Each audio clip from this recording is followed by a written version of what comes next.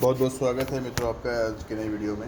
इस वीडियो में हम बात करने वाले हैं सब्सिस्टेंस अलाउंस के बारे में। सब्सिस्टेंस अलाउंस का अर्थ ये हो गया जैसे कोई कर्मचारी को सस्पेंड कर दिया जाता है तो सस्पेंशन के दौरान उसकी जो सैलरी प्रोसेस है उसको सस्पेंशन हम किस प्रकार से यहाँ पर IFMS 3.0 पर लगाएंगे ताकि उसका जो 50% का वेतन का आहरण किया जा सके। क्योंकि आप जानते हैं कि कर्मचारी को भत्ता देय होता है, निर्वाह भत्ते का 50% का भुगतान किए जाने के आदेश होते हैं। तत्पश्चात कुछ समय पश्चात उसके 75% के आदेश राज्य सरकार की तरफ से किए जाते हैं। तो आज हम उस प्रकार के बिलों को प्रोसेस करने से रिलेटेड प्रोसेस को समझने का प्रयास करेंगे। तो जैसा कि आप जानते ही हैं सब्सिस्टेंस मैनेजमेंट का प्रोसेस जो हम सीखने का प्रयास कर रहे हैं, इसके लिए आपको IFMS 3.0 का जो होम पेज है उस पर आ जाना है। IFMS 3.0 पर क्लिक करके DDO साहिबान की ID पर आपको लॉगिन कर लेना है।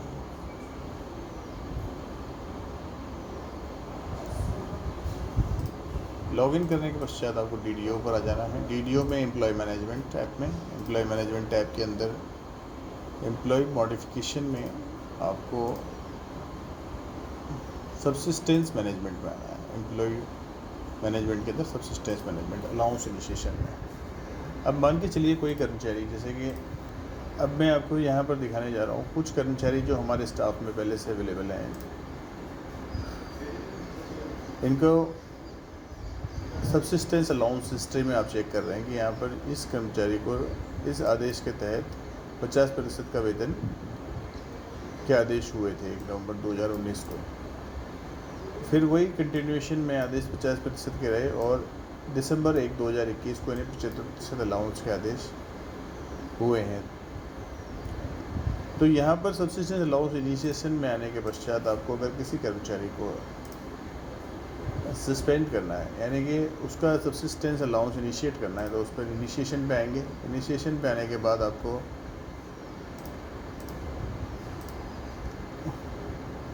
वो ऑर्डर नंबर डाल देना है। सब्सिस्टेंस अलाउंस का सस्पेंड डेट कब से हो रहे हैं, इफेक्टिव कब से होगा, प्लेस ऑफ पोस्टिंग क्या रहेगी,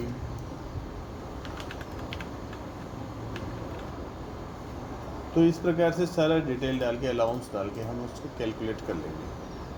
कैलकुलेशन के बाद वो आदेश जो सस्पेंशन ऑर्डर है, डिस्क्रिप्शन और उसको हम फाइल को अपलोड करने के बाद सबमिट करेंगे। तो जैसे ही हम उस फाइल को सबमिट कर देते हैं, सबमिट के बाद का प्रोसेस में वो हमें अधिकारी के ई-साइन के थ्रू ई-साइन करवाना होता है। उस बिल को ई-साइन प्रोसेस में जैसे अब ई-साइन हो जाने के बाद वो कर्मचारी का 50% भत्ता देय होता है। अगर उसको 50 से 75% करना है या फिर आपको कुछ उसमें करेक्शन करना है तो उसका तरीका है यहाँ पर सब्सिस्टेंस अलाउंस के अंदर ही सब्सिस्टेंस अलाउंस रिवोक वाला ऑप्शन।